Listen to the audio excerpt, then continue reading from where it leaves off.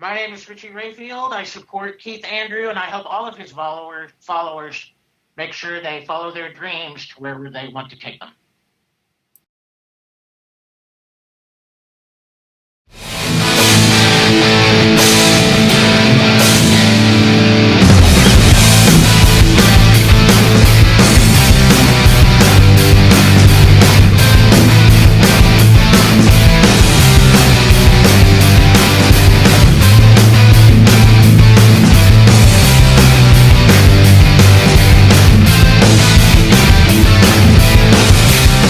Ladies and gentlemen, my name is Keith Andrew, and it is episode 640. That's right, 640.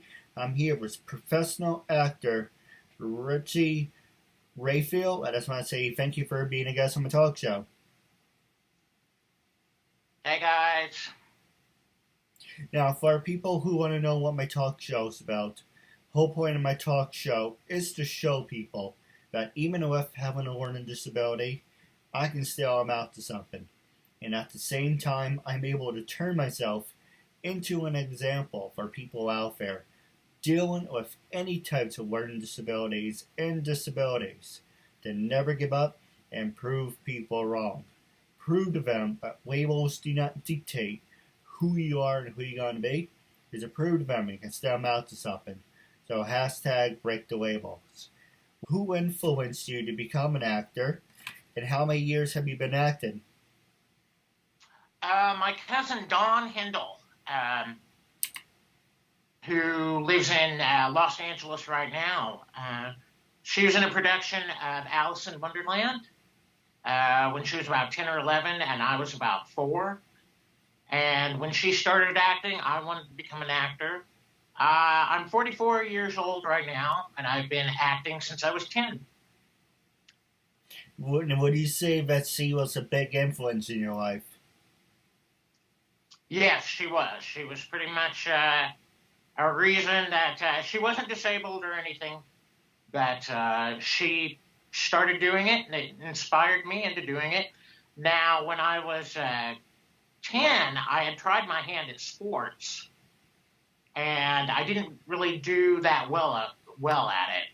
And I started acting in community theater through children's theater, and my 5th grade teacher, the late great P.J. Douglas, cast me in my first role, and I had 5 lines in a production of The Best Christmas Pageant Ever, and I have been doing it regularly since then.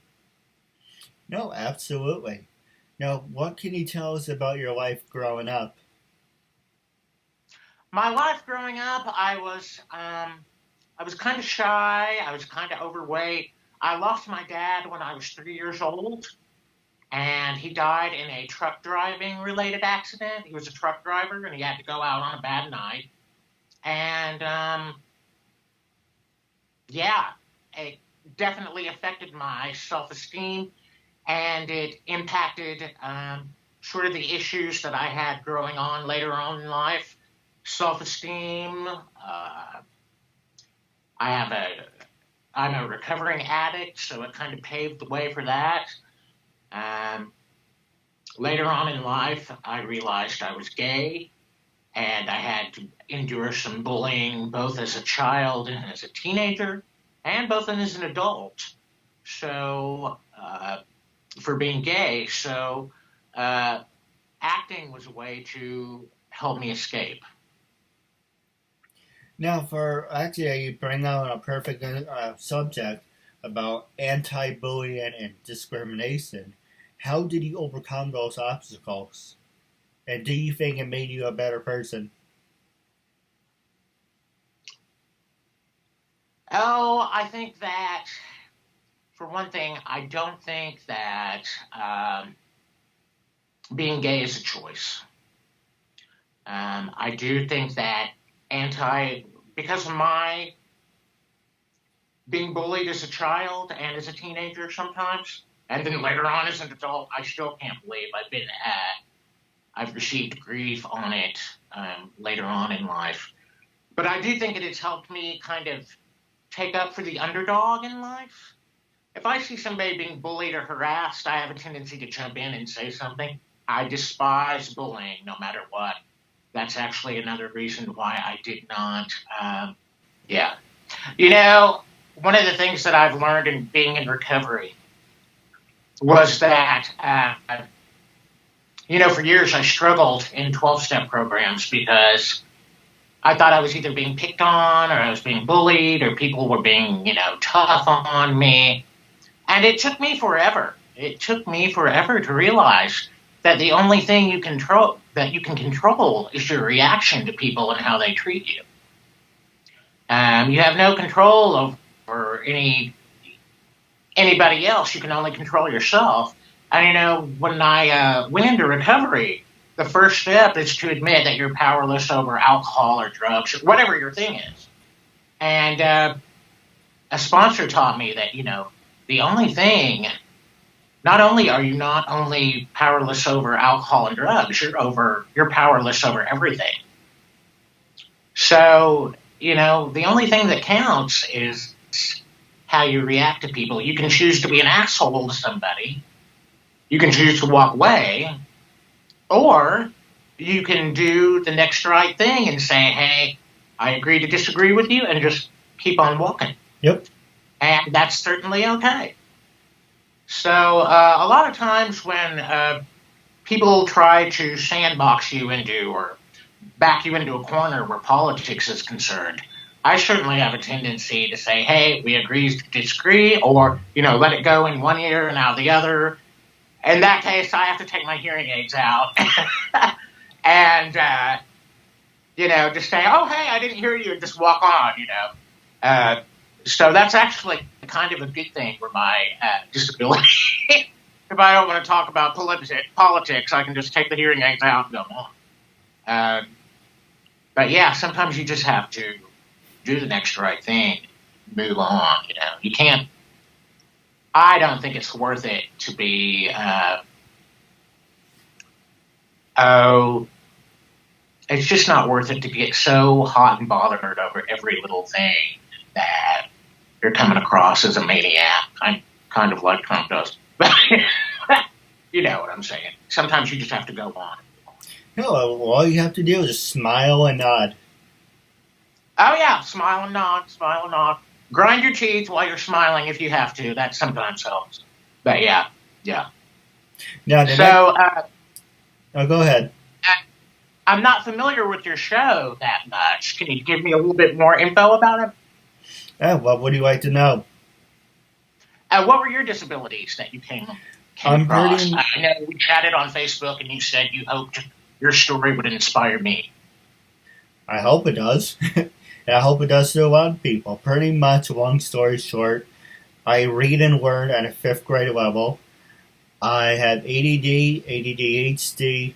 I have poor social skills. I'm socially awkward. And I was told I was never going to amount to anything. That's only the tip of the iceberg. And I'm going to show you, hey, look at what I'm able to accomplish. And I'm going to show you I can still amount to something. Okay. So, I'm turning myself into an example to show you that labels do not dictate who you are and who you're going to be. And you should prove to them you can still amount to something. Hey, for someone who reads and learns at a 5th grade level, who's on the spectrum of being retarded, look at what I have accomplished. And that speaks a volume of everything. It may not be great, it may not be perfect. Just the fact I've been doing this for 6.5 years, and thanks to you, we're up to 640 people, and it's growing, and it's just going to the next step. It's making me into a better person, and it's just one step after another, and it gives you that confidence is showing you that it doesn't matter what people think, it's a matter of how you think about yourself. Oh, yeah. When I finally got clean, you've got to remember that I was a drug addict for 11 years. I nearly died 3 times. I went to rehab 2.5 because I bailed. I bailed out the second time. But sometimes the way you talk to yourself I don't know about you, but there was times when I was going through a lot of hard stuff. Not only would I listen to people run me down whenever I went to like a meeting or an audition or something like that, I would be just as bad to myself. And the way I talk to myself in my head, stuff like, no, you're worthless, you're no good, you're not worthy of any good thing in your life. Other people are great people and you're just this bad drug addict. And I totally agree with what you say. The way you talk to yourself and the way you treat your inner self can greatly affect your confidence. And so now that I've been clean for a little over 2 years, my confidence finally, thank God, is starting to grow. No, absolutely. Now, I do have a couple questions for you off the air, but the first thing I do want to ask you is, before I ask you that questions, have you ever worked with people with disabilities, and are you willing to work with people with disabilities? Oh, God, yes. Oh, God, yes. Right now, I have a couple of people that are mentally disabled that work. I volunteer at the Homeless Alliance here in Oklahoma City. Some of them are mentally disabled. And I'm not sure if we have any physically disabled clients. If we do, I haven't met them yet because I've only been there about a month. But we do have some people with mental disabilities. So I work with them as a volunteer job at the Homeless Alliance of Oklahoma City. I teach them art. They're way better artists than I am. I mean, they would make Picasso and Van Gogh blush. Have I worked with anybody disabled acting wise? I mean, it would be great to. I don't think I can't say I honestly have before, but it seems like there's a sort of stigma to not have disabled actors act. And I think they should be given just as much a chance as anybody else. If they can do their job without it being an interference. I've only come across 2 situations while I've acted. One of them, when I was still in Los Angeles, I worked as a background actor on a show called Cold Case. And the each different episode had a different theme to it. And the theme of this episode was set sort of like toward the Great Gatsby. It was set in the 1920s. And I remember one of the little, the crew members, or I don't know if it was an AD, they said, are you going to take your hearing aid out? And I said, I'm a background actor, dude. You can't see me anywhere noticeable. And he said, well, just take it out. Just take it out. I said, okay. And I just kind of thought that was, no offense to background actors out there.